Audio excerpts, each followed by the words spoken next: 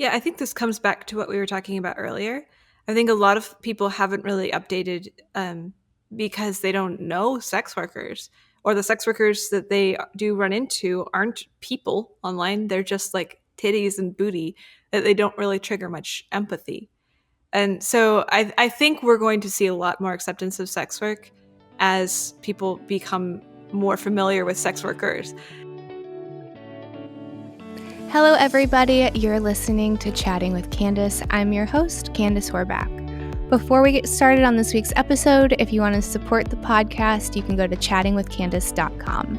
From there, you can either click the link that will take you to our Patreon account where you get early access to episodes, or you can click that little link that says Buy Me Coffee. Both things help me out a ton.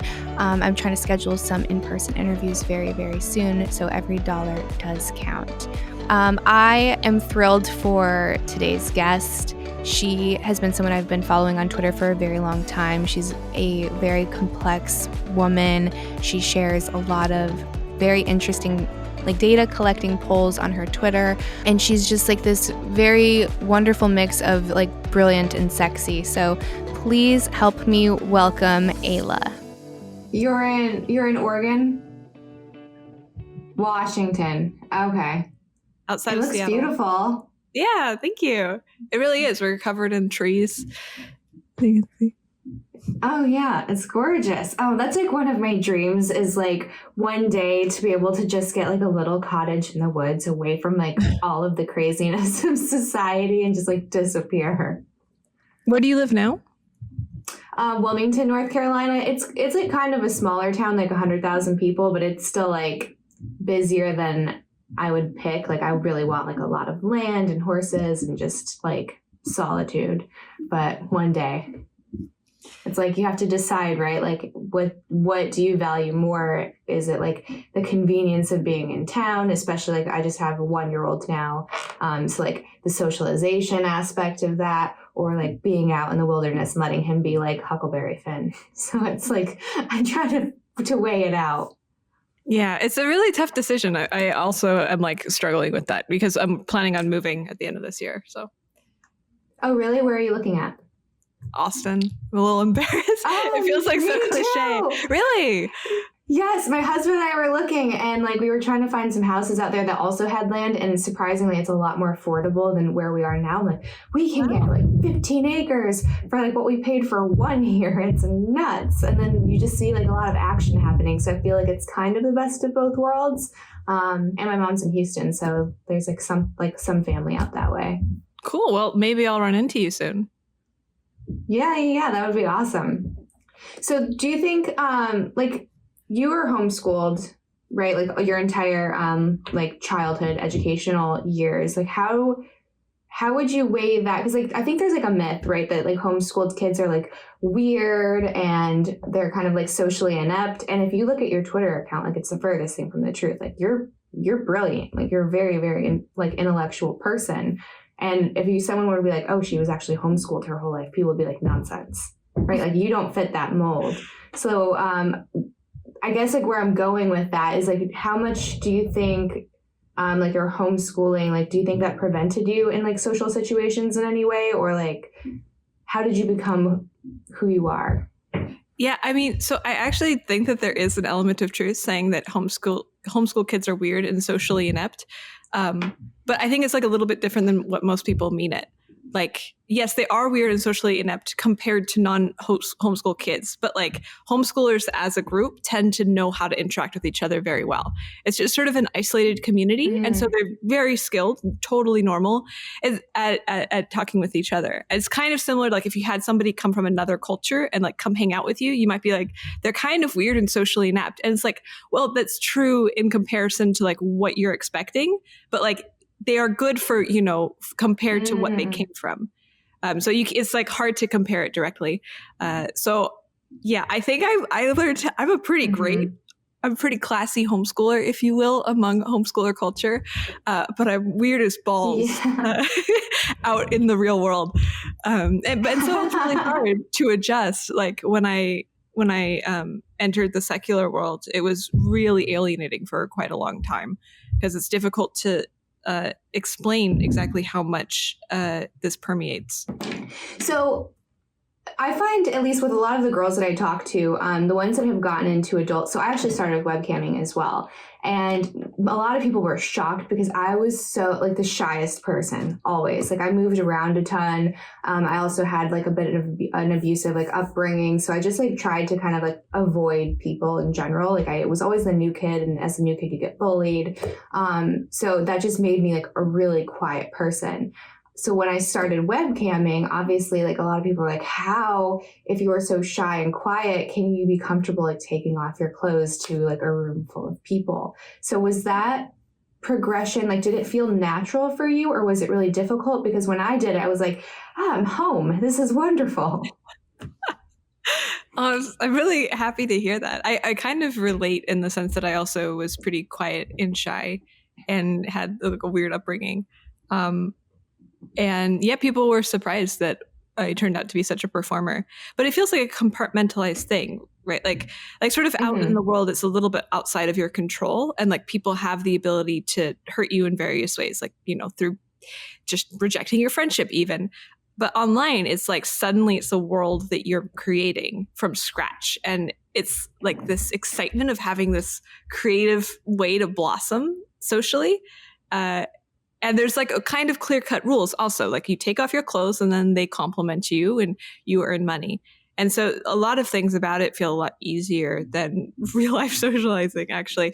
It took me a much longer time to sort of adjust to being naked because I'd been raised so incredibly conservatively. But it didn't take that long. And pretty soon I felt super comfortable in front of the camera. And how would you say that affected maybe like your well-being once you started to get comfortable with like your being naked and being sexual? Because I recently did a Clubhouse event with a doctor, and a couple like neuroscientists popped up, and they were saying that there's kind of like an epidemic happening with like conservative men specifically, and it's because of like the shame that goes around sex, that they end up with much higher risks of like depression and a lot of like anger issues. And I know for me, like I was a very angry person too growing up, but like once I like really started to like fine tune my relationship with my sexuality is when I like started to kind of become like my most authentic self. Yeah, that seems pretty true. I think for me, it was like the actually coming to terms with my sexuality is a much longer and still ongoing process. I think I still have pieces of me sort of baked in that like doesn't really know what the fuck I'm doing and is like freaking out about it. I think those are pretty small, and I think they're like quite like far away in that they don't really impact my daily experience. But yeah, there was a lot of anger in it, I think, that helped. And I don't think I did it out of rebellion, but I think that like the anger that I felt helped make me not feel ashamed about it. To be sort of like, well, I've been, you know, suppressed so much that like this is sort of an expression of ownership, and like this is my body and I get to decide now what I do with my life.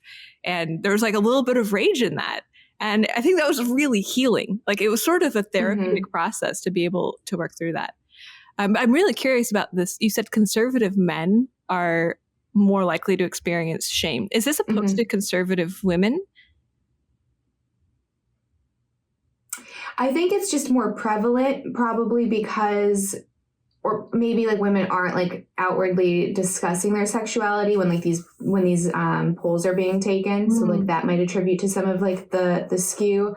But specifically, they were saying that it's much higher in conservative men, and I think obviously like religion ties into that. And they the same data was also saying that they watch the most porn, like even compared to like, you know, like liberal men. So guys on the far right are consuming a ton of it, but then there's a lot of shame and guilt that goes with it, and that they tend to suffer from like higher rates of depression, which I thought was so interesting.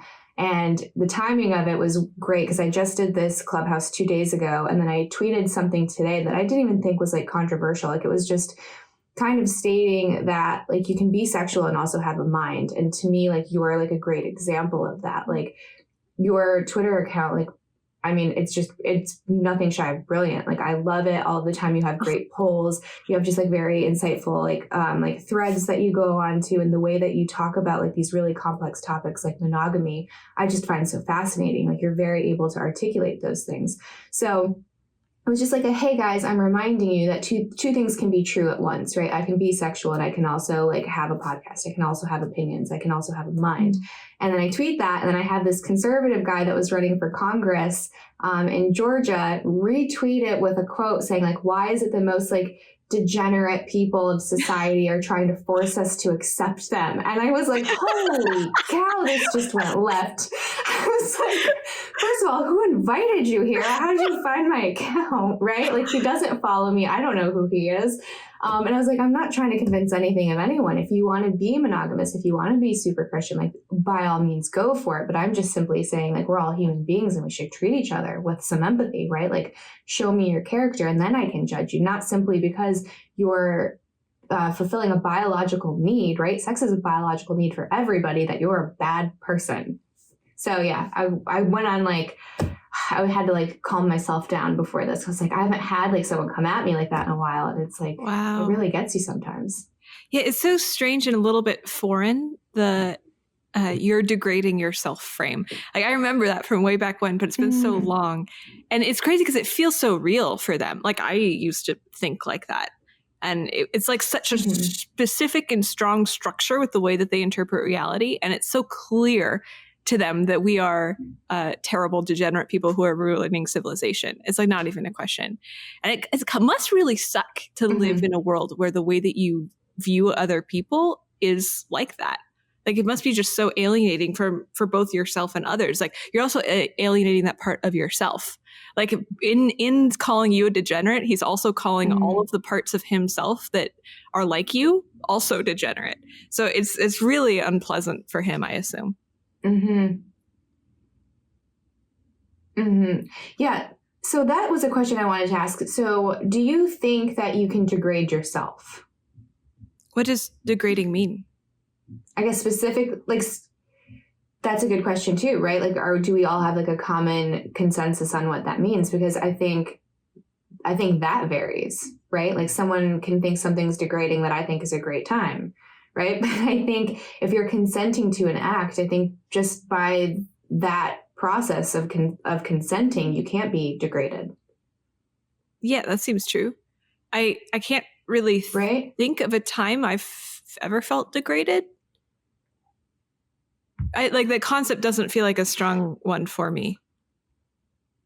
Yeah, I can't really recall a memory either. And I certainly haven't when it comes to any like sexual acts. Like, all of those I've participated in willingly and like, you know, usually with some enthusiasm behind it. So I had this conversation with somebody, and it was someone who was like very anti like porn and anti sex work. And they were saying, like, I was like, well, what's the issue behind it? Like, what is like your reasoning behind like having such a strong stance? And she was like, and it was a woman, it's degrading. And I was like, well, what's degrading about it? And she's like, well, I don't think it's right to be seen as a piece of meat. And I was like, okay.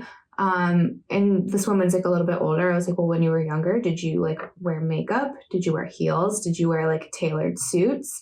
What was that for if you don't want to be seen as like a piece of meat, or if you don't want to be sexualized, right? So you're doing these things on the exterior that are essentially like a mating call, right? Like, you don't put makeup on for women. You don't put makeup on for yourself, right? Like, if you lived by yourself in the jungle, you're not going to put eyeliner on. It's just not going to happen.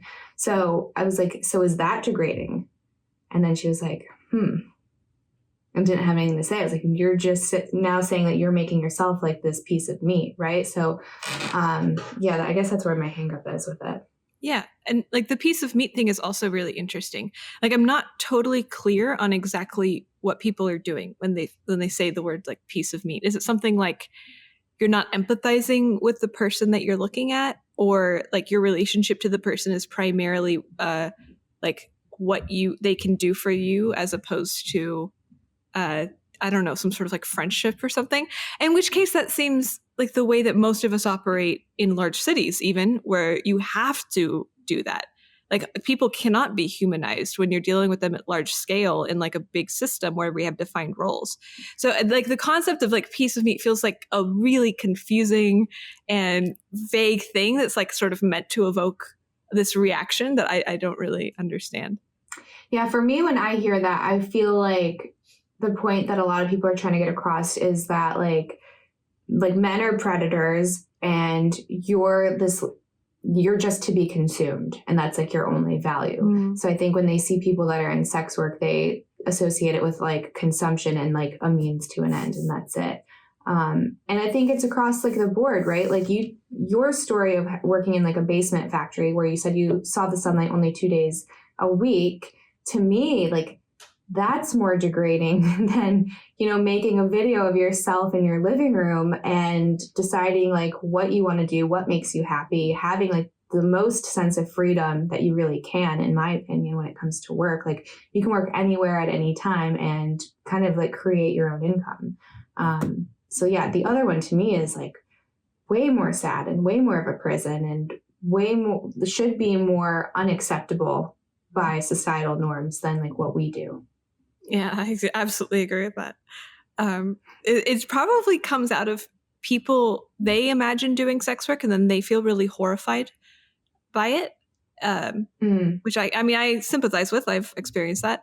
And then they think, okay, anybody who does sex work must be suppressing that same level of horror. Like they're doing the typical mind fallacy.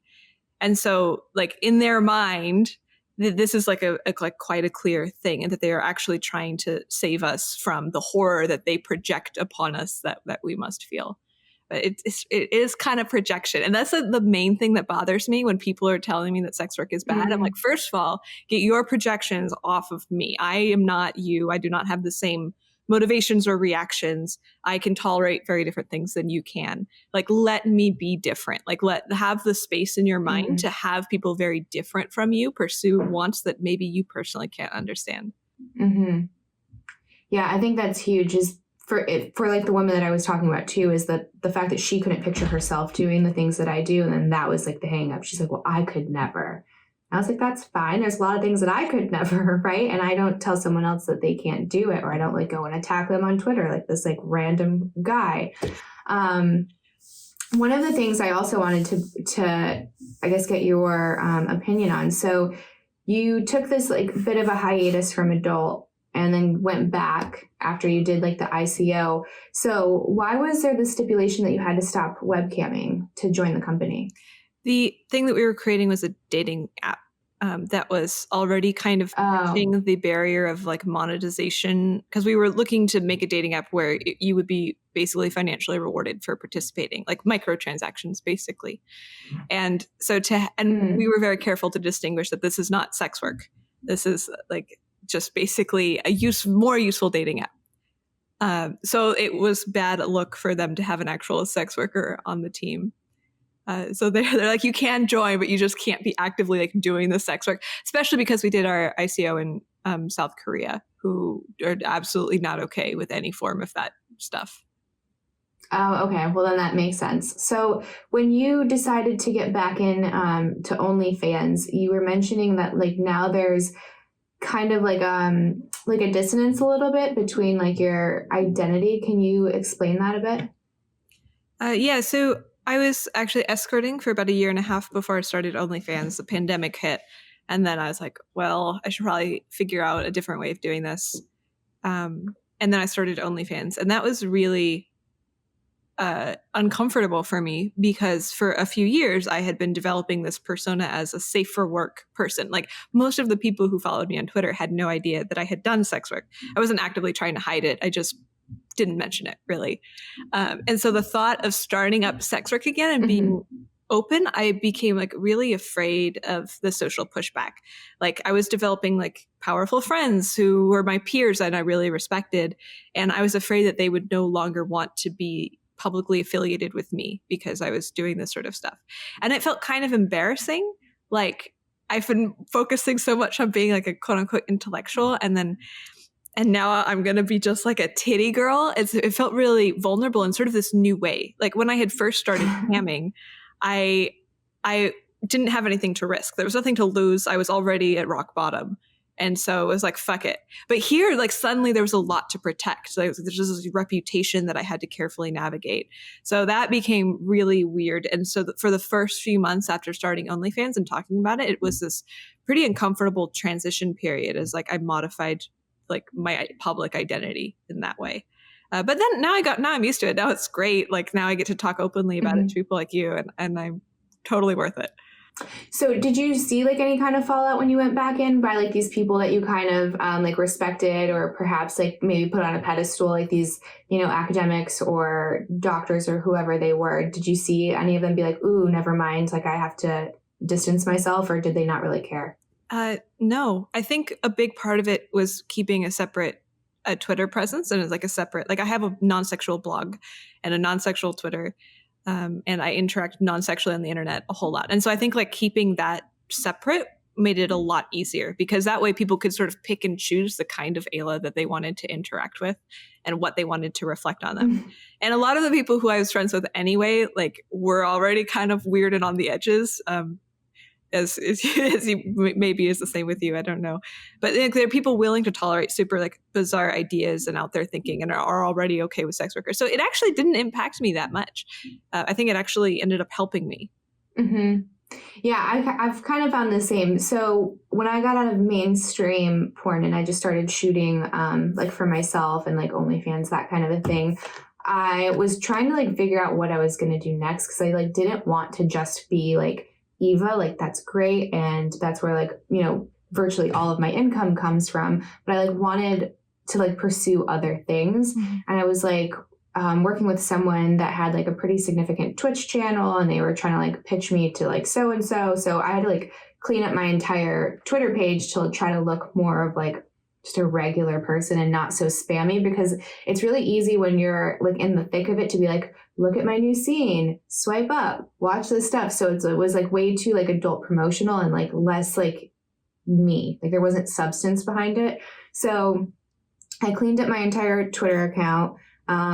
The Twitch thing never worked out, but I ended up like just starting like sharing more of like my thoughts and like who I was. I put my real name out there because I'm like trying to create like that divide. Like there's Eva and there's Candice, and Candice is the real person, and Eva kind of only exists in this one place, right? And that's what I wanted to like really get across, because I think a lot of the times when people treat us like shit, it's because they don't see us as real human beings. And I don't know why that is. I don't know like if part of it is because we're using fake names. I don't know if part of it is because so many people aren't sharing like anything of depth or like anything intimate or real. But I'm trying to do my part in like breaking that down.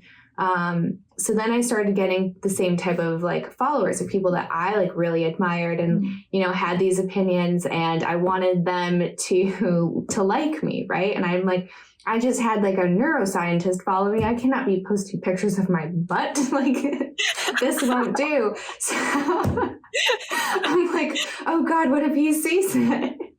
So these things would like go through my mind, and I would just like, I would get serious anxiety. So I was like, okay, so how can I like kind of flirt with this line? Because I have like a Candice Twitter account, but it's got like no followers, and I don't put a lot of effort into it. And I'm like, I already have this one that's there. So like, I kind of want to just focus on that. So I like try to do everything in like the most like tasteful way that's like not so promotional. And so far, like no one's really cared. And some of the people that follow me, I'm like, why are you following me? Like you're a literal genius, like from Harvard. Why are you following me? But it's pretty cool. But yeah, I found the same thing. Like I kind of had that struggle with like my identity as well, and like not trying to like sacrifice authenticity, but it like kind of makes you like fine tune your skills a bit, right? Like sharpening a sword when you have like these obstacles to speak of in the way.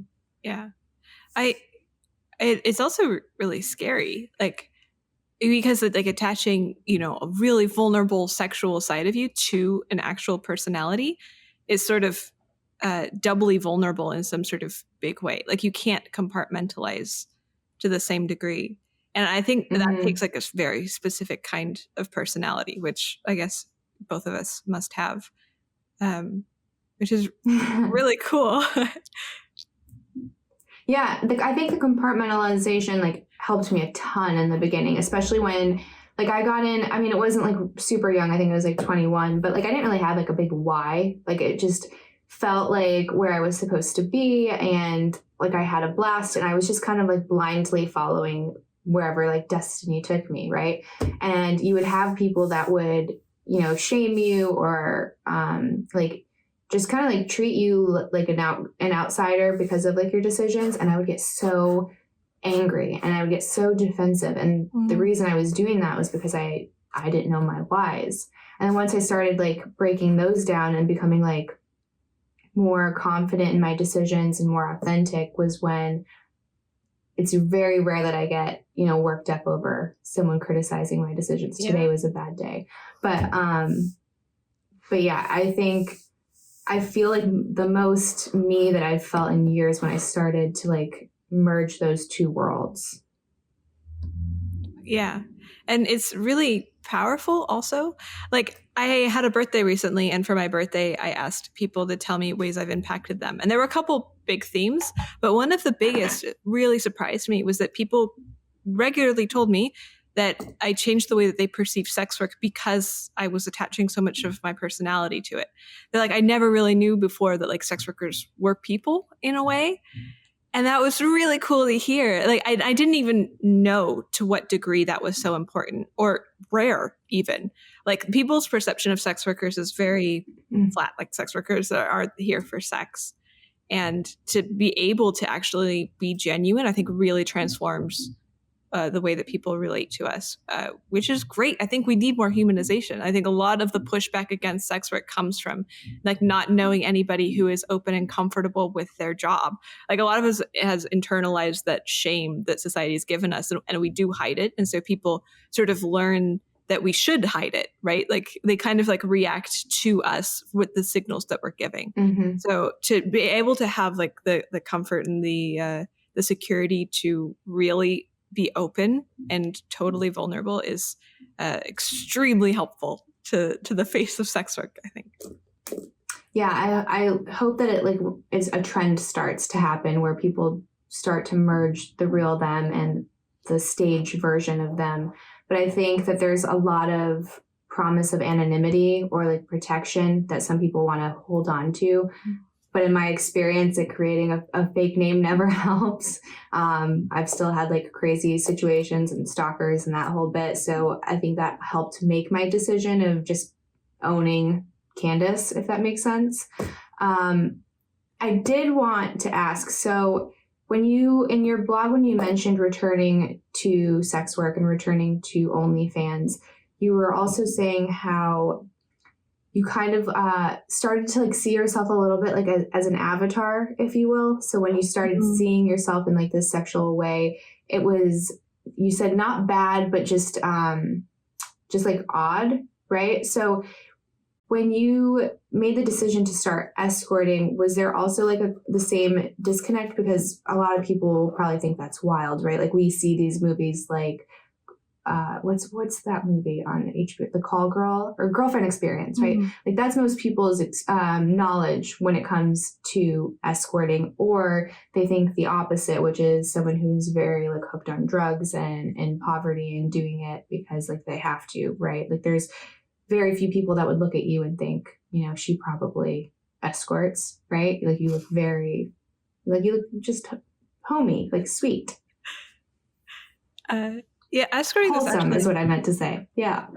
Yeah, I look like the girl next door, which is somewhat intentional. Yeah.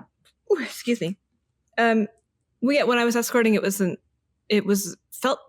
felt like the best sex work to me. Like the healthiest, easiest to do. Really? Yeah. How is that? How? Believe it or not, I think it was because there wasn't an asymmetry in attention. Like it was always one-on-one. And with online work, it's like one to many. I do a thing and then like 1,000 people see it. Or like if somebody sends me a message, I have to respond to 100 messages that day. And so there's some like necessary dehumanization that occurs both ways. Like people kind of have to dehumanize me because they know that I'm like this object of gaze like up here. And I sort of have to dehumanize them because like I functionally can't humanize every single person who watches me or like wants to talk to me. But with escorting, it felt like closest to actually an organic human experience. And there was still a weird dynamic, but it felt like I actually got the time to get to know somebody and have a real connection with them. And often it was, not meaningful, but sometimes it was really meaningful. Like I actually ended up making really good connections with people and feeling like maybe I was benefiting people's lives in a way that was much more obvious. And so it was so much more fulfilling. That would be, if I could make as much money escorting as I do on OnlyFans, that would be my ideal form of work. I think that's going to be like very surprising to a lot of people because it seems like it would be a very scary line of work to get into, right? Because I mean, I don't know like the vetting process or your vetting process, but it does seem that you could be in a potentially dangerous situation. So would you say that's a lot of the reason why people are pushing to legalize it is to make it safer? Yeah, I mean, decriminalization would be great. I'm like really wary of more restrictions getting put on what I decided would be best for me individually. I was lucky. All of my online sex work training like helps me know how to market really well. So I was pretty good at marketing myself, and I charged quite a lot of money, about $1,200 an hour. And so that helped automatically filter for people who are wealthy clients, and wealthy clients tend to treat you better. So I was very lucky. I only had like maybe 2 experiences that were scary. But screening goes a long way.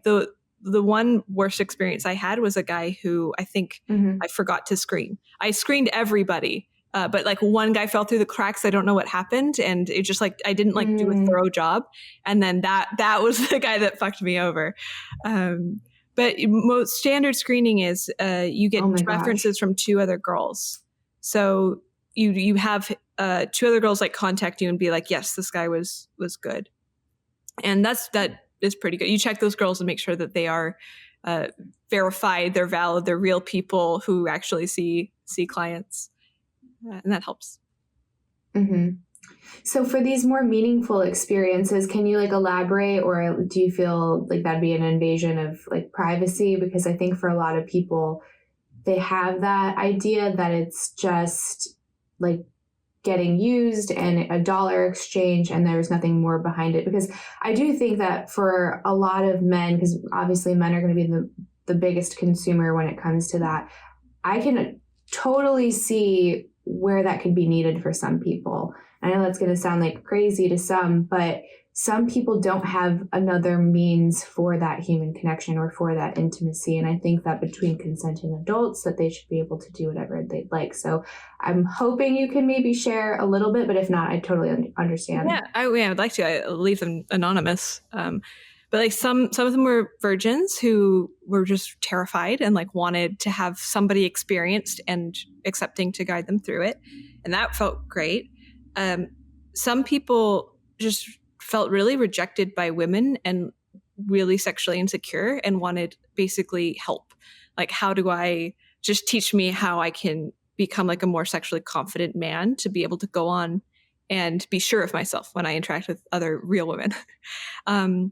One guy who I think is like the most meaningful one for me was I entered the hotel room with him and I could just sort of feel like sadness emanating off of him. And I sort of like became sad with him. And like, I asked like, are you like, what's happening? And then so we ended up just like holding each other and crying. And he just like sobbed into me, and we took off our clothes to have skin to skin contact and just like pressed our bodies together. And he like held me and just sobbed. And I was there for it. Like it felt really good. And it's so hard for men to be able to have something like that. And so for this guy, I would see him, once a month or something. And sometimes we would have sex, sometimes we wouldn't, but it was just a lot of skin to skin contact. I can't say that word. And him just like emotionally processing things with me there to witness and hold him in that and to be sad with him. And that was incredible. And I don't think like a therapist can't do that. Like there's no other system that we have in place to be able to like have that kind of experience for a guy. And I was so happy to be able to provide that. And there, of course, were other guys, like some guys had a wife who like hadn't had sex with them in 20 years. And one guy had cancer. He had found out that he was going to die. And he was like, I don't want to die without having sex again. And my wife won't touch me. It's like, so, and I don't want to ruin my life. I don't want to like leave her and explode everything we've built. I just want to have a sexual outlet. So he figured like if he found an escort, it would be like safe and contained and not fuck anything up. And he could just go have this thing before he went and died. So he did, and I got to be that for him. So there was a lot of shit that like a lot of guys who like obviously didn't seem to care for me, but there was also a lot of guys who I felt like I was actually performing a really important service for their life, and I loved that. And I don't get that quite as much with OnlyFans, which is my main complaint, is that I don't have enough intimacy with the people that I talk to. Yeah, it's hard when you do everything virtually. Even when you're doing something that's like a live stream, it's just not the same. Like you can't have that connection. Like you said, when you picked up the sadness, I don't think that would happen virtually unless you're a very skilled person. Like you just don't have that electromagnetic information that's being exchanged. I had a follow-up to that. Oh, so why do you think it is? Because I think like a devil's advocate or an opposing view would be like, well, why did that man not have someone else to cry with? Like why, like that should have been the role for his wife, or that should have been the role for his girlfriend. And you are impeding on their intimacy by doing that. So for that argument, like what's your perspective? The guy who cried with me didn't have a wife or girlfriend. He was severely depressed and lived alone with a dog. And just didn't have that option. I think he didn't feel capable of maintaining a serious relationship with somebody because he was so depressed, really. But also, like, I don't see intimacy with somebody who's not your spouse as inherently bad. And if there is like intimacy that the spouse would prefer to have, then it seems like there's something wrong with their relationship. Sometimes sex work would be unneeded if the world were more perfect. That seems true. And I think there's still times where it would be needed if it were perfect. So it really depends on the exact situation we're talking about. So when it comes to monogamy, I loved your comparison in one of your blogs. You were saying that people enter marriage essentially with the same like naivety of a college student signing up for an immense amount of debt.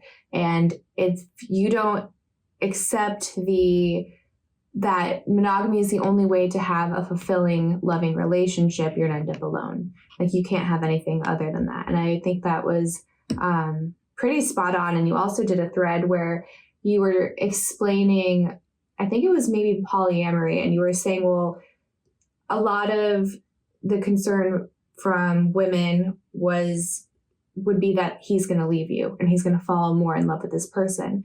And you were saying, well, if I love this person and he maybe has a deeper, more meaningful connection with someone else, and I try to prevent him from that, like that feels gross.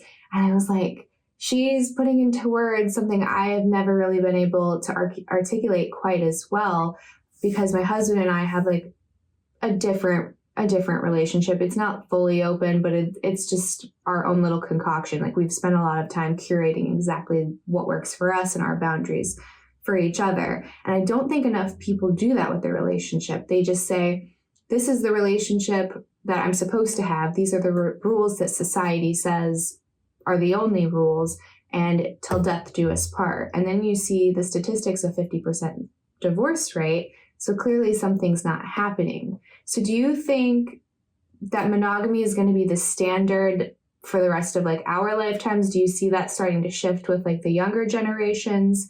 Do you think it's even attainable for people that meet and get married at a young age? What's your opinion? Yeah, I think likely we're going to see it as a standard for most of our adult life. I think likely, if I had to make a guess, it would be that we'll see something similar happen with polyamory as we did with the gay rights movement back in the day, because there's a lot of similarities between the two. And it's going to become like a solid, accepted, and minority status, if you will. Like some people just be poly people, and that's it. But yeah, you're absolutely right in that like monogamy is just a default. People don't really have this option. And like a lot of people do a lot of negotiation when they get into a relationship. They want to find somebody who's a dog person or a cat person or wants kids or something. And there's no question about like, what kind of relationship style do we really want? Because people don't even know how to ask themselves that question. People like don't like. I'm 100% total poly, and I realized in hindsight that this is the way I was operating even before I knew what polyamory was. But I still like expected a monogamous relationship, and I didn't know that that was a question I could even address, even begin to start thinking of, until I had somebody else like present that as a viable option for me. And I think it's pretty similar with homosexuality. Like a lot of people, I remember going to South Korea and they told me they didn't have gay people there. And I was like, what do you mean you don't have gay people? And I think it's probably because it's just not an option. Like people don't talk about it. They suppress it. If you have those feelings, it's like kind of weird. And you convince yourself that you must be attracted to like the correct kind of person. And I think the same thing is happening. Like we have this big social rewiring that causes us to reinterpret a whole bunch of signals as evidence of monogamy to the extent that we don't even doubt it. So yeah, I think that like we should get to the point where it becomes something where people can openly question, kind of like homosexuality, and like, hey, you poly, that's cool. Are you like half poly? Do you want like kind of an open thing? Like figure out exactly like the kind of concoction that works for you. But as we get to the point that I think this is a question that people are allowed to ask themselves more, I think we're going to see a lot more happy relationships. Mm-hmm. So do you have any advice for people bringing this conversation up to their partner? Because I know for a lot of people I've spoken with, like it's very intimidating. They don't even know how to approach the subject. I think once they figure out what they think they want, how do they say that to their partner without telling their partner, like, you're not enough? Because it's not what it is. To me, it's just the most realistic way of saying, till death do us part. It's me saying, I want to be 120 years old with you on a rocking chair, no matter what. And like my sex drive is higher than a lot of women, and I'm attracted to very nice things. And I don't want to necessarily give that part of myself up. And then I know my husband's very similar, and I don't want to put him in a situation where if he decides to partake with somebody else or share an experience with someone else, that I blow up our family. Like that doesn't make sense to me either. So to me, it's almost like if it can't survive these things, these trials and tribulations, like an affair in some cases, or whatever the case may be, then it probably wasn't love to begin with. I know that's going to probably like ruffle some feathers, but it's a spicy take. I like it. It's unconditional. So spicy. Yeah, I mean that's true. Like so many people consider sleeping with somebody else to be sort of an indication that they don't want that relationship anymore, like the original one. It just seems so strange to me. It's like a crazy thing to try and wrap my head around. Like, okay, wait, you experienced sexual attraction to someone else, you acted on it, and that somehow means that you don't want your other. I don't get that at all. But you're right. The conversation is super hard to have with your partner. I think that I did a study survey on monogamy versus polyamory satisfaction in relationships, and people who are either extremely monogamous or extremely polyamorous had the highest satisfaction rates. And so my theory about this is that the people who are halfway in between had the lowest satisfaction. And this occurs when people are in a monogamous relationship and one of them wants to be like, hey, honey, how about we try this thing? And then they kind of try it. And so they're not totally on board, both of them. Or they're using it to try to save a dying relationship. So I think it's one of the hardest positions to be in is where you want to have an open relationship and your partner doesn't. I think it's extremely rare that actually works out.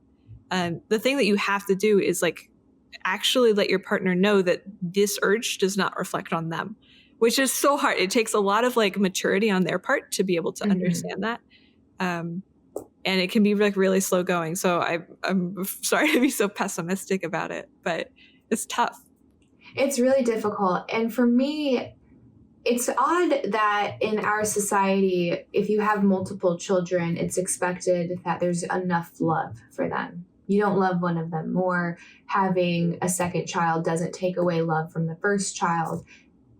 Why is there an abundance of love for our children and our family members and our social circles, like friends, but there's not an abundance of love romantically? Yeah, I have a friend who's a sex worker who just had her second child. And she said something like before she had the kid, it's like she had trouble imagining how she could love another child as much as the first one. And then after she had the second one, she told me, she's like, I think I might understand polyamory now. Like, I don't know how, but I somehow love both of them so much. Like, I don't love the first child any less. And I was like, that felt so good to hear because it feels so true. Like every time I've been in a relationship with more than one person, I'm not saying that there aren't dynamics that float over. Like sometimes something that like I really like with one person like won't be there with a second, and like that might create some weird dynamics. But generally speaking, it doesn't affect like the baseline reason why I'm with each of these people at all. Mm-hmm.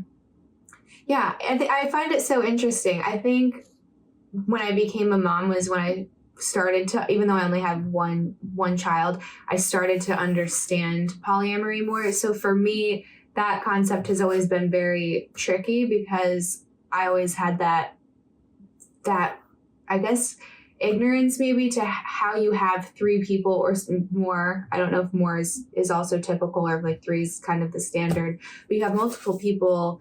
It seems like it can get very confusing very fast. So for people that maybe aren't up to speed with like a traditional polyamory relationship, are all three people in a relationship together, or is it like you can be in a relationship with one other person and your partner can also be in a relationship with another separate person, and those two people don't necessarily have to meet or be in the middle?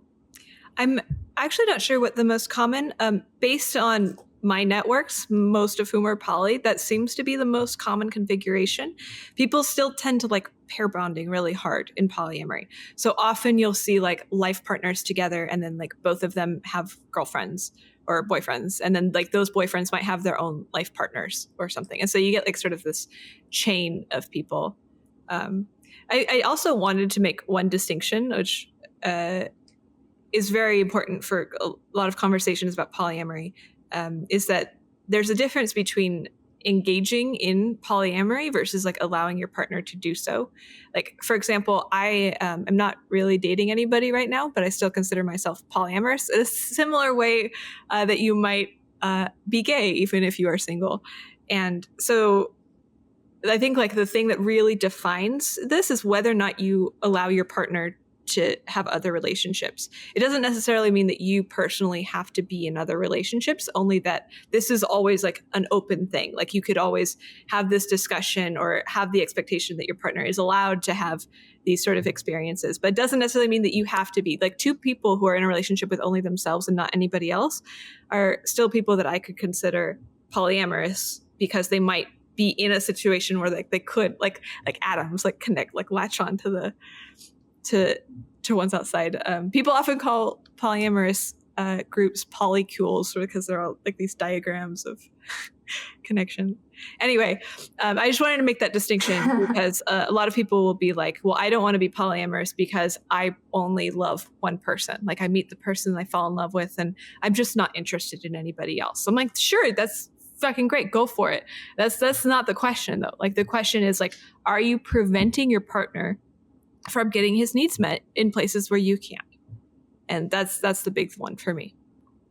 I think that's the interesting thing too when it comes to traditional monogamous relationships is that we expect our partner to fulfill all of our needs and they're only one person. And then that dynamic gets more complicated as you become parents and as you become older and you have to start taking care of maybe sick grandparents and you just get stretched so thin, but yet you're supposed to be all these things to one person when you often aren't enough things for yourself.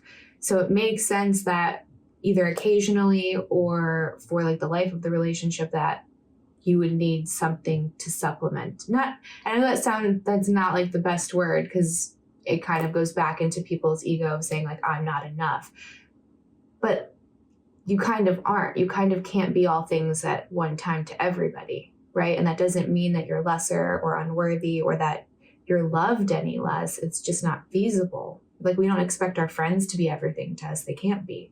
That would be a toxic friendship, right? You would be like that, Candice is being very needy. I can't believe she's texting me at midnight and she expects me to come pick her up at the doctor's office and also cook her dinner and also surprise her. Like, we don't expect that anywhere else. So I find that always very fascinating as well, because we take it so personally. Yeah, and this is one feature in which polyamorous relationships feel a lot healthier to me, is that you don't have that pressure on yourself to be so much more. Often in monogamous relationships, people feel sort of this obligation to hit all of these things. But in poly, you get to put boundaries way more clearly. You can be like, hey, I don't want to do this thing. If you want to do this thing, you go find somebody else to do it with. Also sexually, like, people have run into so many problems when they're sexually incompatible or when one partner has a higher sex drive than the other. And it's like, what do you do? Like, it doesn't make sense to try and force two people into the same mold. And so it's been a huge load off of me, like during times where maybe I'm on like birth control and my sex drive is really low, that like my partner like really wants a lot of sex. And then I get to be like, no. It's so good. I could be like, you know what? You finding sex is your job. You can go find somebody else to have sex with, because I don't want to right now. Whereas if I were in a monogamous relationship, there would always be this little thing in my mind where like, well, I need to keep him happy because I'm not letting him get this from anybody else. So there's a lot more self-freedom. There's a lot more ability to fully explore what you actually want in a relationship and be a little bit more selfish about it, really, in ways that like end up helping everybody. Mm-hmm. So for women that are listening to this, where do you start to find that confidence? Because I think we tend to couple sex with love, and I think a lot of that's with how we were raised. And I kind of have always said that that's part of the issue with these toxic relationships, is that women are having sex and then they permanently attach themselves to this man. And they're like, well, I did this very important sacred thing with him, so now I can't leave, right? So when you take the power away from sex and you're like, no, sex can just be sex, then I think you leave yourself open for healthier relationships, because you're not filtering everything through that lens that if we were intimate, it now has to be something more than just that. So you can actually see the relationship for what it actually is, rather than being like guilted or shamed into staying. So when it comes to finding that confidence, I know when I started to be more honest with what I wanted in a relationship and start to explore that open relationship with my now husband, but we were just engaged at the time, it was really scary, because you're like, well, what happens if he likes her more? So it took a lot of like inner work for me, and a lot of meditation, a lot of journaling, a lot of just quiet time, and really like digging deep into like where my fears were coming from. So can you share maybe like your process with finding that with yourself, or maybe some advice for a woman that's teetering on that idea but hasn't quite had the bravery to be honest with herself yet? Yeah. I mean, I feel very similarly to you. I mean, it is a process. And I also want to preface by saying that it's not necessarily good. Like, there's a lot of things in life that if we had perfect space and maturity and self-knowledge, that we would be good at doing. Like, for example, I have phobias around some things, like very loud noises or needles.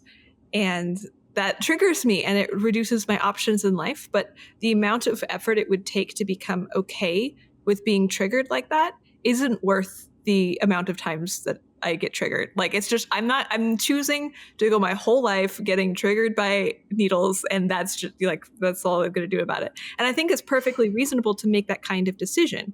If you're like, hey, working on this thing isn't worth it for me, I'm not going to do it. I think it's perfectly reasonable for people who decide that monogamy is too big a thing to work on for them. They don't want to like work on themselves to do the insecurity confidence thing in order to have a poly relationship, because like it's a longer journey than they want, and they want to focus on other things in their life. I think that is absolutely commendable. I think that people should be down with doing that and do that with no shame. Like, our life is a series of trade-offs and you get to make yours. So that being said, polyamory like requires a whole lot of self knowledge and confidence, because jealousy is like insecurity, really. Like if somebody's doing something with somebody else that doesn't directly affect you, like let's take the ideal scenario of like your husband is on his lunch break at work and he's not going to come home anyway. You don't normally talk to him when he's on his lunch break, and he has the opportunity of having sex with like somebody passing through with no risk of STDs or pregnancy. Would you not want your husband to do that? There's zero impact this would actually have on you. Like if he didn't tell you, you would have no idea. And if you don't want him to do that, then this is something about you. Like this is something about like your fears about what this indicates. And so in order to get over that, you have to really like look at what you're afraid of. You have to be like, oh my God, I'm afraid I'm not good enough. I'm afraid that he's going to leave me. I'm afraid that I'm going to die alone. And those are really big and scary things that take a long time for some people, especially if you have like specific types of childhood trauma that might make those kinds of fears more salient for you. Like in some ways, I am kind of lucky. I'm sort of naturally poly in that like the problems that I have in my life tend to not be triggered by polyamory. They tend to be sort of other kinds of things that are triggered. So it's relatively easier for me to be poly. But yeah, it takes a ton of work and coming to terms with a lot of like really painful possibilities in your future. Like there's a way in which polyamory feels like a constant letting go. Like with having a partner, it's just like every day is like we are making a conscious choice to be together this day. Like I might lose you at any point because our lives might change. And I want that to be okay. And like sort of that makes things more vivid, and it makes me feel like much greater appreciation and love for the person who happens to be with me right now. I would definitely agree with that. It gives you a lot more gratitude for the relationship, and I think it makes it a lot more difficult to take for granted when, I don't know, I don't want to say there's not like a risk, but you're just like more aware of the the intrinsic nature of life, right? Like everyone's always meeting someone different. And I think there's less of a forced obligation in that sense, right? Like you said, every day is kind of a commitment to that person. Like it's not expected that I can treat you like shit and neglect you and let the romantic side of our relationship die and still expect you to be there, right? It kind of forces you to be present and put in the effort. So I definitely think there's advantages. And I think there's advantages to monogamy as well. I just think that we're not consciously making those decisions. So I'd say like the big takeaway from this segment would be to just like consciously craft your relationship and not just fall into it. Yeah, absolutely. So I wanted to circle back with like all the men that you have like seen, whether it's on OnlyFans or camming or in person, where you start to see the difficulty of them being able to connect with their partner. Like a lot of the times, even with webcamming, they might be like, my significant other considers this cheating, and it's an outlet that I really need for X, Y, or Z. Why do you think those conversations aren't being able to be had in a healthy space? You mean with their partners?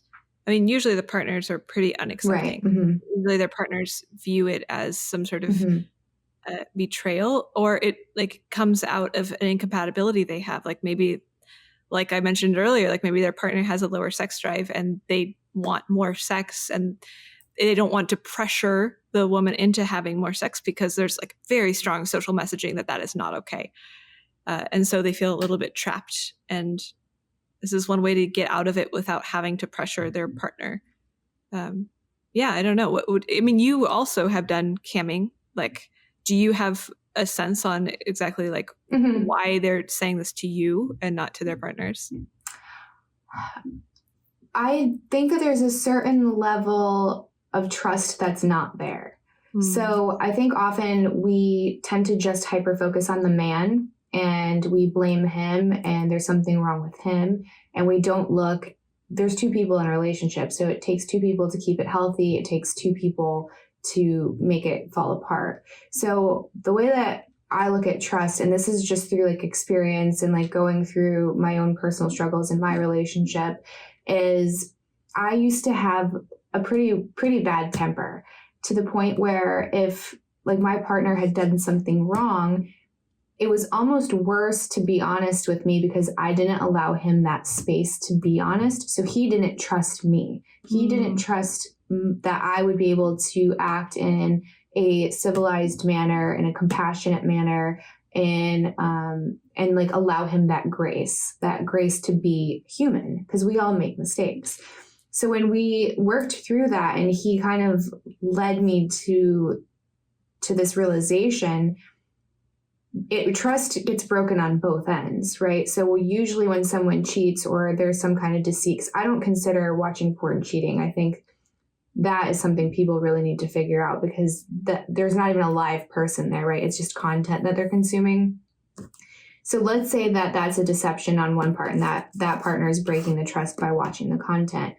I would also put my pole in the sand and say that the wife or the girlfriend is also like breaking down that barrier of trust by not allowing the space for him to come and say, I slipped up. We had an agreement that I don't do this behavior, and I'm sorry. I'm going to do my best to find a healthy way to exercise my needs within the parameter of our agreed upon relationship, right? So the trust isn't there on that other side as well. So I think we have to, it's not saying that you can be in an abusive relationship, or you can be in a relationship with someone who's maybe got antisocial behaviors where they're constantly betraying you and constantly cheating on you. Like, that's very different. But I'm saying we have to allow the grace, and we have to have the trust on both sides. So you have to have that space available for them to come to you and know that you're going to be loving and compassionate and try to fix it together. I think that's a lot of the fear, is they're like, if I come to her and I genuinely maybe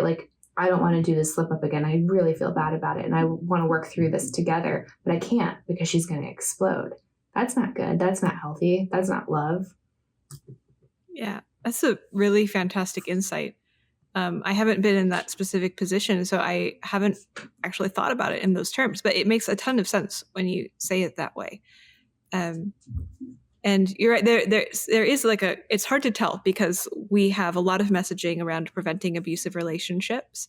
Like, it's okay to be upset, which is true, and I think this is an important thing. But all things in moderation, and you can go too far. And you're right, a relationship can't survive if you have such strong and harsh punishments for fucking up. There has to be some sort of moderation process. Like, to some extent, you can't have a healthy relationship unless both of you are okay with hurting the other person, and both of you can hold that and grieve it and sort of respond and then move forward. That is a really necessary part of a healthy relationship. And it seems I would put money on lack of that being an impetus for a lot of men consuming porn. I also, during this conversation, have been imagining the angry congressman who tweeted at you, listening to this podcast, and just imagining him rolling over in anger. It's just exploding. So many of the things we're saying are just I can hear the conservative voices in my head being pretty upset. Do any conservative people listen to you? I actually have a lot of very conservative followers, friends, and they take more of a libertarian approach to it, which is, as long as they're two consenting adults, it's none of their business. It's just not for them, and I respect that all day. I think everyone's allowed to create their own compass of sorts, as long as no one's doing any harm. But what's so fascinating to me is when you get those people that are still so stuck in a time capsule of 100 years ago, and they genuinely get infuriated by the idea of anyone, and especially a woman, that's capitalizing on their sexuality. For some reason, when you introduce money, people get really uncomfortable, or just having those sexual liberties, right? And saying, it's my body, and if I want to go have sex with 10 dudes today, that's my business. I'm not hurting anybody. But the amount of anger is what it really, I'm just really interested in the psychology behind that. I don't know you. I don't owe you anything. I'm states away. So where's this anger coming from? And usually when you look at like the hierarchy of emotions, anger and fear are like very closely correlated. So then what is he scared of? Because I would break that down. I think that anger is superficial. So I don't know, do you come across a lot of these angry blue check marks on the right that are coming at you for your crazy sexual ideas or lifestyle, or have you kind of avoided those people? Mostly avoidance. It might be easier for me because my Twitters are fully separate. I think I might run into more problems if I had more sexual content directly visible on my Twitter. But yeah, I think a lot of these people are operating sort of under a different framework of reality in the sense of like the way that they structure meaning. So it's like almost it is kind of a religious thing where you view like big structures in the world that are symbolic. So like when I was Christian, we believed that God and man were symbolic of like the man and his bride. So like God was like the man, and then like the church was the woman, and then they like marriaged. And so there's a symbolic repetition that occurred throughout life. And so like upholding certain aspects of the family was actually upholding this thing about God. And so it's like you're not viewing a thing for like the specific element you're thinking about it. You're viewing it as a symbolic instance of like this greater pattern. And I think that's what these people are doing. Like the people from 100 years ago, they have this idea of what a good society looks like. And the good society looks like monogamous man and woman pairing, and then children, and, you know, the 1950s or whatever. And everything that is like a deviance from this sort of thing is like viewed through that lens. So like if we normalize you doing sex work and like accepting money, then this contributes to the breakdown of the nuclear family, which will then contribute to the breakdown of a functioning society, which affects them personally, right? So like you're not just you, like they've attached you into like this net that they are themselves a part of. And so they are like very directly threatened by you and me. And so I think that's like the problem, right? Like the way that they think about reality is just like interconnected in a way that we don't view it as. That's a really good way to put it. So what do you think it is about the exchange of currency that makes it that much worse? Because so I saw this meme that was going around and I showed it to my husband. He died. So it was like the stick figure that was holding a cake, and he's like, I bake cakes and I bake the best cakes. And there was this other person that was like, I love cake. And then he goes, okay, I'll sell it to you for $20. And he's like, how dare you, you monster. And they were like, this is a great representation of sex. It's like, you like sex, I like sex, so I'm going to charge you for it because capitalism. And all of a sudden you're the worst person in America. So why is it I feel like even in the mainstream, it's starting to become more acceptable to be sexual and promiscuous, even perhaps for women, but it's still absolutely not okay to exchange money for it. So why is that relationship so different once you introduce money? I think it sort of removes the veneer of commitment. Like presumably when you have casual sex, it's with somebody that you find attractive. And this is sort of a reflection on like mate choice. Like you're still being judicious in your mate choice in some way. And money just removes the idea that you're judicious whatsoever. It removes like, it is kind of dehumanizing to men in a very similar way that porn is dehumanizing to women. Like you no longer care about the man that you're having sex with whatsoever. This is clearly not for your pleasure. This is for specifically the money. And so it's like a really raw and direct exchange that makes people feel really disconnected from the people they're with, which to some extent I think is true. And I think I'm fine with that. Like I'm totally fine with being dehumanized in that way and dehumanizing others, as long as we're like consenting adults who are having a good time along the way. But I think a lot of people are really horrified by that. And it probably ties into something like we reproduce with Mm-hmm. children. And so like the kind of person you choose to have sex with is like a really strong reflection on things like your self-worth and your strategy for the future, and whether or not you've probably had children before, we don't know. But I don't feel like I have a lot of stronger insights into that specifically, unfortunately. But I'd be curious if you do. No, I think that's really interesting too. I've heard people talk about the mate selection and then why it is that when a woman is promiscuous, it's kind of frowned upon, which is because it's saying that she doesn't care about her line, essentially, which means that she must not be worthy of furthering a line or have an important line. So I guess like from a biological standpoint, that makes sense. But I feel like we're creatures that are constantly fighting our biology or constantly recognizing, oh, that was just my wiring and I can make a different choice, right? So it's not to say that there aren't biological reasons why we behave the way we do or think the way we do to some extent. I absolutely believe in evolutionary biology. But I do think that what makes us different from the other animals is the ability to recognize when that's happening and then make a different decision. So we have enough information that we can say, okay, well, there is some science to why we slut shame.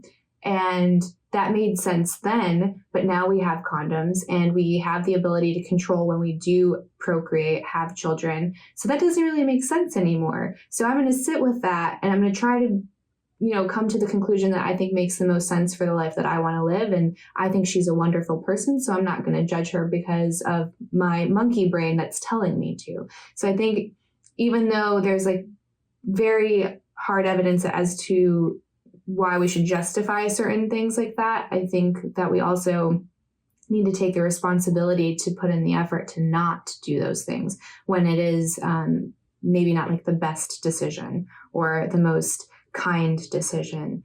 I think to judge somebody based off of like what they prefer sexually, to me is it's not much different than judging someone for being gay, right? It's that biologically speaking, okay, maybe we looked down on that again because of furthering the line. Maybe that there's something there, but we have to say that doesn't make sense now. And that's not a good reason to treat these people with any less love and respect than a straight couple. So again, it's just, it's kind of trying to understand yourself on a deeper level and understand your wiring on a deeper level and just like taking more responsibility. Yeah, I think this comes back to what we were talking about earlier. I think a lot of people haven't really updated because they don't know sex workers, or the sex workers that they do run into aren't people online. They're just like titties and booty that they don't really trigger much empathy. And so I think we're going to see a lot more acceptance of sex work as people become more familiar with sex workers. Like I was mentioning, like one of the most common things people told me that I changed their mind about was sex workers are cool, which is crazy because I try really hard to change people's minds on a whole lot of stuff. Like I have like crazy arguments that are like beautifully, like just incredible, that sometimes I'm very proud of, and I tweet and I'm like, this is awesome. And then like people don't really respond. And it's crazy that like the one thing that did work was people changing their minds on sex workers. And I didn't even try that hard. Like those aren't even my primary forms of like the things that I'm arguing about, but it's just simply the existence, like just simply running into it and seeing it, which I think is exactly what happened with the gay community. Mm-hmm. People didn't really like gays, but nobody knew any of them. And there was sort of this like momentum such that gays were afraid to speak up because nobody knew them. And so nobody liked them because they were afraid to speak up because nobody. And so I think we're seeing the same thing here. We're starting to break that cycle. Like sex workers like you and me and the other really incredible ones are finally starting to be like, hey, this is fine. We're having a good time and we're people, come talk to us. Like this is a real thing. And I think that is that's going to change things really fast. And I'm really excited about that. Yeah, I think that's one of the most important things that you're honestly doing with your brand online is that by sharing so much of you and your mind, it does start to kind of erase that stigma. So I think you're a wonderful example of being able to share like difficult opinions and have controversial polls, right? Like you're not like tweeting stuff that will never ruffle any feathers. Like there's some stuff that, could be seen as polarizing. And I think that's amazing. I love like a good like intellectual debate or something that like makes you really question like a core belief. I find that's when you learn the most about yourself. You also crush it on OnlyFans. Like I was listening to one of your podcasts talking like about how financially successful you are. And I was like, that's fucking awesome. I'm like so glad that you're making serious money and you can also share so much of yourself. So where I'm going with this is I think that you're a great example for a lot of these other women that have been constantly told, you know, keep your mouth closed, don't share any opinions because that's going to hurt your bottom line. And I've always said the opposite. I'm like, that's what makes you you, right? There's millions of beautiful girls.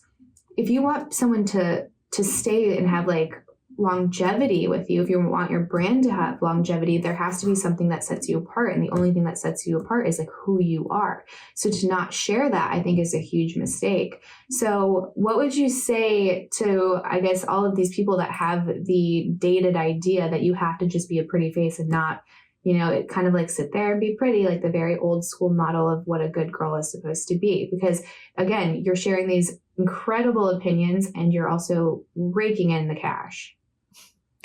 Yeah, I think this also comes from a misconception about what men want. And not to downplay, like men want, you know, a beautiful face and big tits and booty or whatever, which is true. But I think people sort of focus on that so much, they lose sight of the fact that men want actual connection with someone. Like underneath all of that. And like sexuality functions as a proxy for this. And so men are looking for like a person underneath that. Hopefully a hot person, but still a person. And so whenever girls were asking me like, how do I make money camming or something, I'd be like, show yourself. Like they're here to feel approval from you. They want your approval to mean something. Like they want to feel like they've known someone else who has seen them and loved them for who they are. And this is so integral. And this really reflects sadly on the public perception of what men want. I think people sort of trivialize it or brush it away or find it like not meaningful, sort of unnecessary. Sort of they downplay the importance to the mental health of men for getting sexual acceptance, which is sad. And also makes it so you have a great competitive advantage for among women if you know that what they want is soul. So yeah, you are absolutely right. If you show yourself, you make a lot more money. It feels a little funny to tie it into just income. Like it's a good market strategy to show yourself. But I think I would be showing myself more, even if it weren't a good strategy. So yeah, I think so too, because it becomes suffocating. And yeah. I think that's where you start to lose your identity because you're not allowed to spend time there. You have to spend time in your alter ego. And she's very dumb and she's very quiet. She's very agreeable. Like just these things that don't align with who you are. And the more time you spend there, I think the more that the real you kind of gets eaten away. And I mean, I'm friends with some of the most polarizing women on Twitter. Like just what they say is drawing a very hard line, and they're certainly not going to get anyone else on the other side of the fence to sign up for their content. And they still do very well for themselves. It's not hurting their bottom line. And I think that the pros definitely outweigh the cons when it comes to showing who you are. So for anyone that's listening, if you have a platform, I think it's so important to be the most authentic version of yourself and not be scared of like a financial fallout, because I've yet to see it happen. I don't know if you have any friends that maybe have seen that, but I've yet to see them be like, oh my gosh, my income disappeared overnight because I just tweeted something. It just doesn't happen. I actually came close to that once. A lot of my income comes from Reddit right now, because I post in subreddits and then people see me, and that's what my funnel is. And I tweeted a thing about catcalling, which people really hated. And then they screenshotted it, and some people started sending it to a bunch of Reddit mods asking for me to be banned from all the subreddits that I post in. Like there's a concerted effort to get me banned. And a couple of the subreddits did temporarily ban me or tell me to stop posting for a little while until it calmed down. And that was really scary. I was like, fuck, like I'm going to have to diversify my funnel so that I'm not vulnerable to this happening again. But luckily I came out of it okay. It didn't actually end up impacting my income. But there are some near misses that are kind of freaky. But then again, like who knows how much income that I gained that I wouldn't have otherwise from being polarizing and open. So, I mean, ultimately, I think it's some significant net positive. And I don't know any other sex worker personally who's more controversial than I am. So I'm the highest risk, really. So what did you say specifically about catcalling? Because I've heard, when I hear some men talk about it, it's very, like, I tend to very easily sympathize with men for some reason before women. I think, like, that's just my comfort zone. So I've heard them kind of, I guess, poke fun of and like make very light of it. I was like, of course, it's not a big deal. But then I take myself back into like my younger brain, like maybe, 18, 19, whatever, and maybe walking home at night and getting catcalled and remembering like that anxiety. It's because like this biological man is so much bigger than me. And if he really wanted to, he could do whatever he wanted. So by him, like kind of eliciting those, hey baby, whatever, it actually did something to me viscerally. So I'm like in the middle, like on the fence about it, because I do see like some people like really cracking down on it, and I can sympathize with both parties. So yeah, what was your article or your tweet? Yeah, it was it was about race, actually. So I've been catcalled almost primarily by Black men. I also personally like catcalling. I typically don't feel threatened by it. I view it as like sort of a cultural thing to demonstrate like, hey, you're beautiful. Like I'm like, yeah, thank you. I feel beautiful today. So I personally don't experience it as negative. And I also experience it predominantly from Black men. So I was asking, how much of the stigma around catcalling comes from racism? Was my question, because Black men tend to do more catcalling. That was big no-no. People really, really hated that because I was implying that Black men do which I think is true. I also don't think it's bad. Like the times where I have actually felt threatened by men, it wasn't a Black man, and which all of this I said in my Twitter thread. But people found it to be quite racist, which was pretty unfortunate. And if people call you racist, that's like a pretty bad thing nowadays. I find that to actually, at least for me, be the opposite. Like I used to think that was like one of the worst things you could call somebody, because it's a detestable thing, right? And in its actuality, like actual racism is a really gross, evil thing.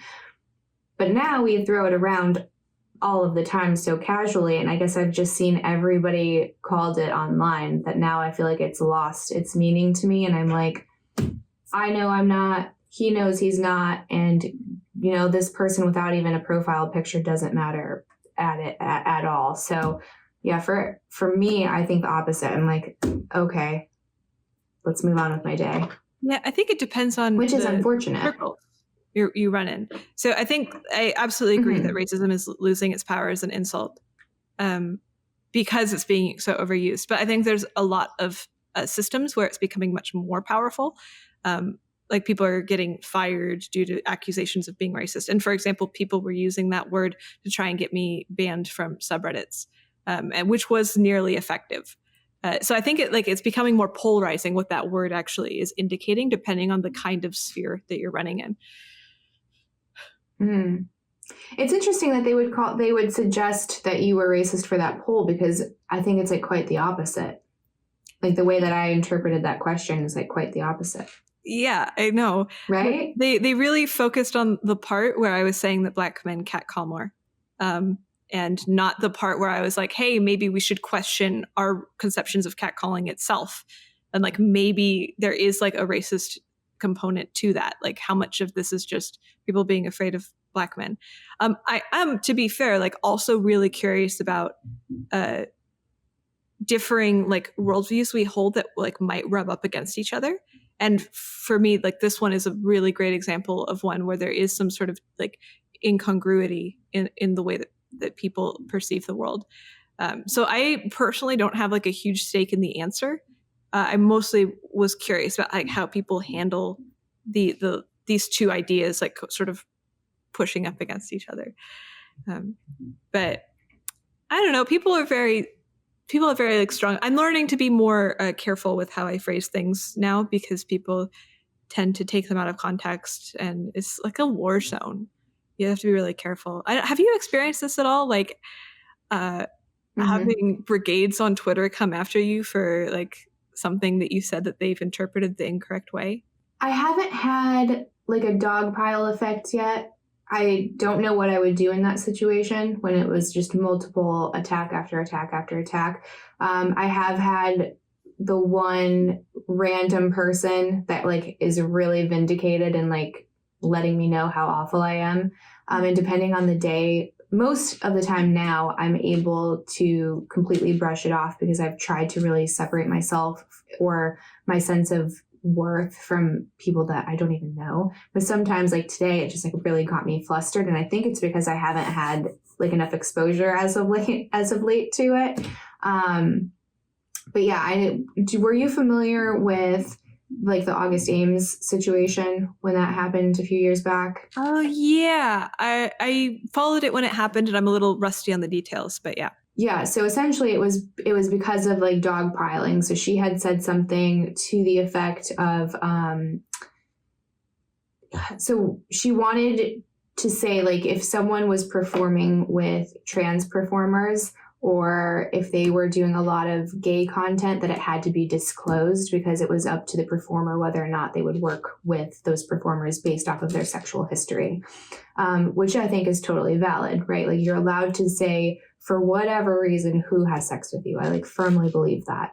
It is such an intimate act that can be so easily violated. And I think you're the only one that has that agency to draw your own boundaries, and no one else can tell you right, wrong, or different. Like it's just, that's your call, and I respect your call. So she had tweeted about that because it wasn't disclosed and she had an issue. So she ended up like canceling the scene, I believe. And then another very big performer kind of went after her, and her followers just like dog piled onto her. And it went on like, I want to say for a couple of days. And then she ended up committing suicide because of it, because she was just a very sensitive person. And it was a lot. I think it'd be a lot for anyone to really handle that kind of attack because we're so addicted to our phones. And it's such a new experience to have an opinion and then tens of thousands of people come at you with like pitchforks. Like we're not really designed for that. So there was obviously a devastating consequence. And I think the problem is a lot of people don't necessarily, or at least initially, realize that they're a part of this dog pile or attack on someone. Like they think they're just one voice. At some point it becomes very obvious what's happening because you can see the threads. But trying to get someone like deplatformed or cripple their income or get them fired, like these have real consequences, right? And we're allowed to have different opinions, and you might think it's wrong because you tweet a poll or put a poll on Reddit, right? But you're going to destroy or attempt to destroy this person's livelihood because of that. That seems a little bit crazy. And someone says they don't want to have sex with a particular type of person, and then you go after them in the tens of thousands. That seems a little bit crazy. So I'm like very anti-censorship, but it's like at some point you have to realize that there still are consequences for words. So yeah, I don't know how you handle that moving forward with technology, right? Like how do you handle speech or dog piles? Is there a line? Because obviously like I'm very pro free speech, right? That's the conversations everyone's having, but there's certain speech or certain types that I feel like start to get into a dangerous territory. Yeah. I mean, not insulting people is a great first step. If you just have that as a general rule for your life, like no matter how horrific you think this person is, just like don't insult them, attack the ideas rather themselves. that would go a long way. Then you don't even have to worry that much about becoming a dog pile, because like I'm okay with dog piles about ideas. If everybody be like, hey, I disagree with that. Like, okay, sure. I feel like not a lot of people are going to commit suicide over that. The problem is the dog piles tend to be really directly insulting, like telling you you're a piece of shit and we hate you. It's crazy the psychological effect of dog piles. I've had it happen to me a few times, and it's unlike anything else. It's a very surreal sensation, and it often makes me like want to find other people who've gone through the same thing, because it's like doing a drug, and you're like, holy shit, I feel so alone in this. And I always like, I'm never sure how I'm going to react. Like I become like much more sensitive to people in my close sphere. So like my friends, I become really sensitive to things that they say, which is not typically the case. And also I find it pretty compulsive to look at the things that people are saying. And everybody tells me, don't do it. Don't see what they're saying. Don't search your name. But it's such a strong driver to not watch people talk about you, because it's like a defense thing. It's like, I need to know what they're saying so I can know how to protect myself. Like if somebody's shooting bombs at me, I don't want to just close my eyes. And so it's like this like riveting force that like works its way into your brain. And then you're like, am I a bad person? Like, did I do something wrong? And then if I didn't, why is the world being so mean to me? Is really, really tough. And I hope you never have to go through a really bad one of those. I'm glad that what I've gone through hasn't been that bad. And I feel really terrible for August. It's a really terrible thing to experience. And I'm sorry that it was so hard for her. I think if we just stop insulting people. It's the worst case scenario. Exactly. So in the times that you've dealt with it, have you learned any way to be like more resilient to it? Like if this happens to me in the future, do you have any advice? I learned I didn't know, you probably won't have the same reaction as me. Everybody's a bit different. But if I had to give advice to me in the past, it would be something like, be aware that you're going to be more sensitive to people around you, and then give them a heads up. So at this point now, my friends know that when I'm going through something like that, I don't want, they can criticize, if they have criticisms with the way I'm handling it, tell me in like 2 days. Don't tell me right now. So everybody kind of like knows to be really supportive of me no matter what, just for a little while. That took me a while to learn. But also that it's okay. Like, I mean, but I'm sure, I feel like you would handle a dog pile pretty well. You have that vibe about you. But it's going to be okay. Like there's a support network of people. I think so too, but I don't want to be like overly confident. I don't know. I don't want to be like overly confident, because you never know. Yeah, I can imagine it. Like there's a lot of energy being thrown at you. So I guess your interpretation of it can go like a lot of ways. But yeah, I could see it, me just being like, what the fuck is happening? And just kind of like laughing, but also being confused, also maybe being a little bit hurt. I feel like I would be very overwhelmed in that situation, but I'm very fortunate that I have like a solid support system. And I mean, my husband would probably just take all of my devices for a couple of days and be like, absolutely not. Like, you're not going on there. Like, let's go on a hike or something. So he's a huge role when it comes to like balancing out Eva and Candice in my social media, and maybe like not the healthiest interactions that are happening online. Like I handed him the phone of that congressman tweeted me. I was like, what do I say to this? He's like, why do you have to say anything? I was like, I don't know, but I really want to say something. He just like took my phone and like walked away, which is good, because then I ended up not like engaging with him and giving him more followers and likes and all of that stuff, which I'm thinking is what he wanted. But sometimes I need someone else with more clarity to make those decisions for me. All right, and that's it for this week's episode. I'm sorry for what seems like maybe an abrupt ending. We had some technical issues and we could not recover the last 20 minutes. My heart is so broken, but if we do figure out how to recover it, I will upload that to my Patreon so that we can finish the conversation. I really hope to have Aella back on the podcast very soon.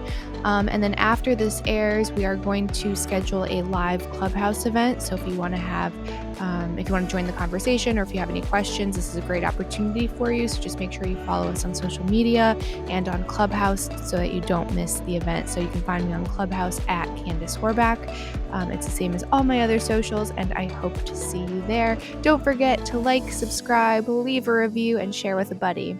See you later.